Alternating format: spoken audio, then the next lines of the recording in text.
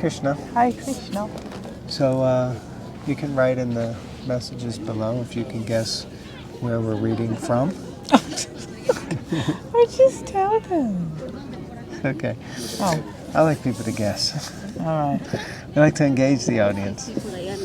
So we're going to do a Bhagavatam Bites here. There's lots of people around, which I'm kind of okay with, but Bhava Bhakti's a little... No, I'm not. Canto 4, chapter 21, text 44. Yay! Om Namo Oh, Bhagavate Bhagavate Vasudevaya. Vasudevaya.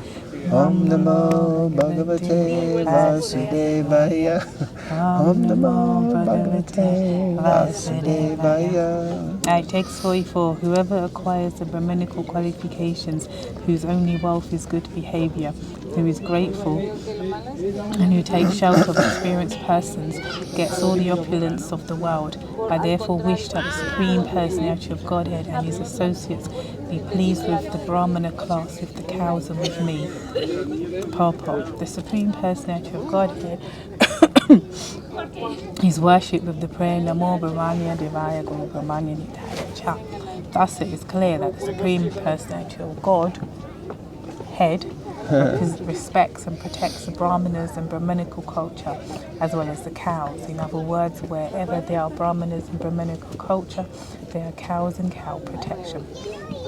In a society or civilization in which there are no Brahmanas or Brahminical culture, cows are treated as ordinary animals and slaughtered at the sacrifice of human civilization. Keyword, civilization. Human civilization. The specific mention of the word governed by Prithu Maharaj is significant because the Lord is always associated with cows and his devotees. In pictures, Lord Krishna is always seen with cows and his associates such as the cowherd boys and the gopis. Krishna, the Supreme Personality of Godhead, cannot be alone. Therefore, neither can we, it seems, whenever we start reading. Therefore, Prithu Maharaj said, Sanu Charas Cha, indicating that the Supreme Personality of Godhead is always associated with his followers and devotees. Nice. Yeah, it's interesting because when you're growing up as a Hindu, then more often than not you just see Krishna in the picture. Like Radharani wasn't present and it's not stressed so much. You know, it's just Krishna, especially baby Krishna in the background I'm from, but Krishna. But then when I was reading Prabhupada's books and Prabhupada mentions this in other places, Krishna's never alone. So okay, if Radharani's not there and there's a cow standing next to him or a peacock or whatever, then when you look at those Indian pictures again, as it were, Indian prints, and you realise, yeah, he's always with some entity, normally a cow. In terms of the pictures that we had, it was normally a cow, so it's interesting, yeah, that he's not alone. Okay, we'll go to the next paragraph. A devotee acquires all the good qualities of the demigods. He is Gunayanam, the reservoir of all good qualities. His only asset is good behavior, and he is grateful. Gratitude for the mercy of the Supreme Personality of Godhead. Gratitude for the mercy of the Supreme Personality of Godhead is one of the qualities of the Brahmanas and Vaishnavas. Everyone should feel grateful to the Supreme Personality of Godhead. I'm so grateful for all these kids. There were no kids here, I swear to you, before we started reading. I'm grateful for all these kids. Everyone should feel grateful to the Supreme Personality of Godhead because he is maintaining all living entities and supplying all their necessities, as stated in the Vedas, Katha Upanishad 2.2.13. Eko Bahunam Ya Vidati Kaman. The Supreme One is supplying all necessities to the living entities. A living entity who is therefore grateful to the Supreme Personality of Godhead is certainly qualified with good characteristics. Yeah, it's like bizarre. It's like a kid party or something. I have no idea what's going on.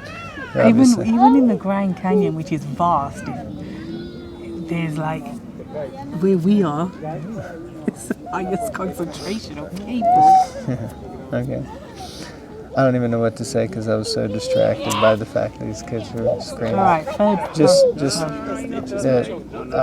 it's interesting how Prabhupada is really stressing on gratitude and being grateful, and the principle of being grateful, and how this is a natural quality of Brahmanas and Vaishnavas to just be grateful. And it's so wonderful. I know in recent years, lots of people have started talking about gratitude journals and cultivation of the principle of gratitude. And makes you wonder, how come devotees didn't introduce this? How come devotees weren't the inaugurators of this? And it's interesting because actually I remember hearing, it might have been from Ganeshan Prabhu, where he was saying that there's a scientific test or proof that if a person, before they go to sleep, just writes down 3 things they're grateful for, that they sleep more deeply and they feel more rested when they wake up in the morning. And so it's a useful thing. So gratitude journal, just let's be grateful. Right, third paragraph. The word Vridashrayam is very significant in this verse. Vrida refers to one who is advanced in knowledge. There are 2 kinds of old men, those who are advanced in knowledge and those who are experienced in knowledge. One who is advanced in knowledge is actually Vrida, Jnana Vrida. One does not become Vrida simply by advancing age. Vridashrayam, a person who takes shelter of a superior person who is advanced in knowledge, can acquire all the good qualities of a Brahmana and be trained in good behavior. When one actually attains good qualities, becomes grateful for the mercy of the Supreme Personality of Godhead, and takes shelter of a bona fide spiritual master, he is endowed with all opulence. Such a person is a Brahmana or Vaishnava. Therefore, Prithu Maharaj invokes the blessings and mercy of the Supreme Personality of Godhead with his associates, devotees, Vaishnavas, Brahmanas, and cows. So this is a nice, following on from what you're saying about gratitude and just looking for the things that we should be grateful for, really. Ultimately, obviously, Krishna, but coming down from Krishna in so many different forms. It can be your parents, it could be friends that you have in your life, and obviously your guru.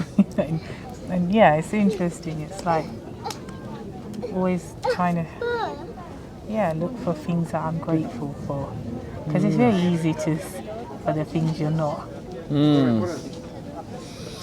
Yeah, it's very easy to find things to be upset about, right?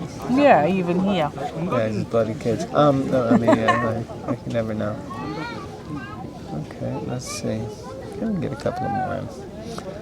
And so text 45. The great sage Maitreya said, after hearing King Prithu speak so nicely, all the demigods, the denizens of Pitriloka, the brahmanas, and the saintly persons present at the meeting congratulated him by expressing their goodwill. So there's been a lot of talking so far that King Prithu has done some really beautiful statements, beautiful prayers, and now all these personalities who have been hearing are congratulating him. Okay, purport. When a person speaks very nicely at a meeting, he is congratulated by the audience who express their goodwill with the words sadhu, sadhu. This is called sadhuvada.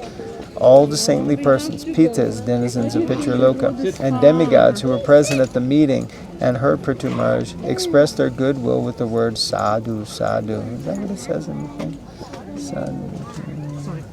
Sadhuvadana. Yeah.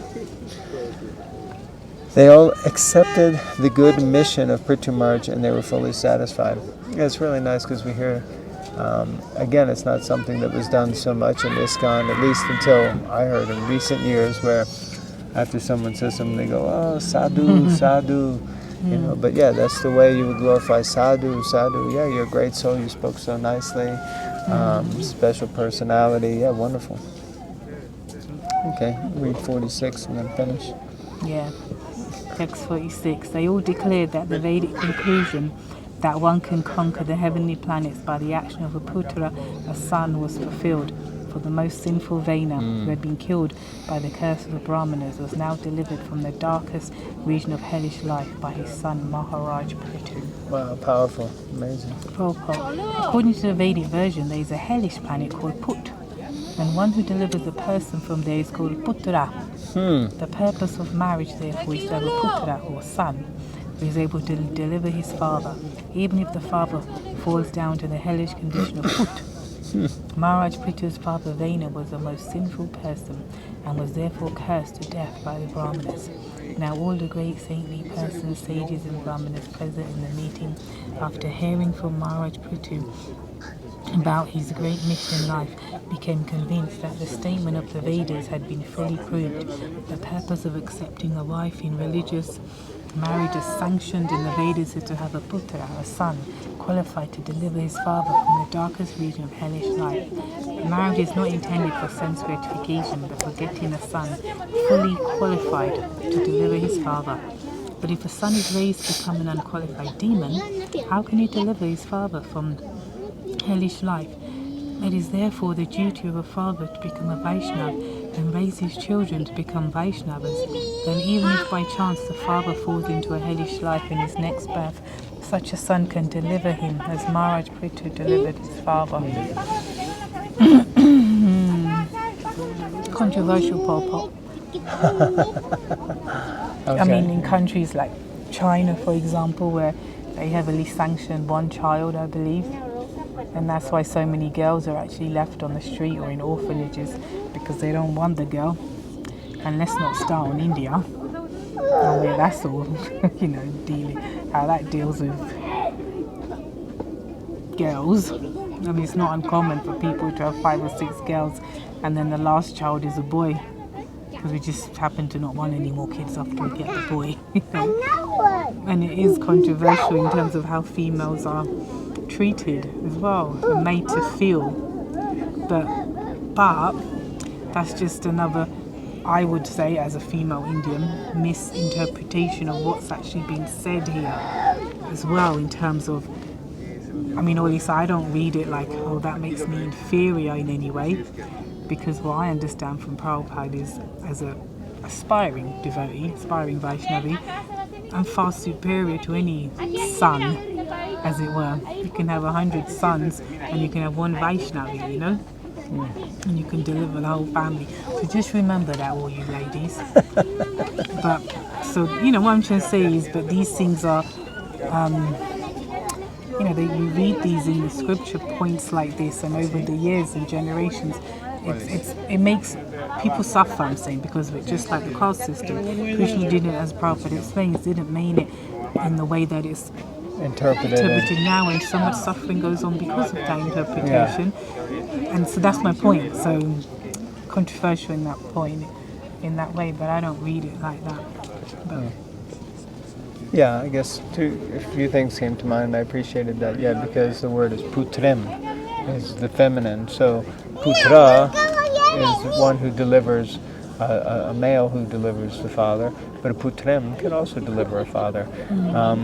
So like that. But I think also, I was going to say, you mentioned, well, this is interesting, because if the father is going to be a bad person and he needs to be delivered, well, the question is, why doesn't the father also become a good person? So he doesn't go to go to put. But at the same time, so I think he was going to throw that rock at us. So at the same time, plus shastrically, it also explains that one shouldn't have children or become a teacher or become a guru if one can't deliver his dependents.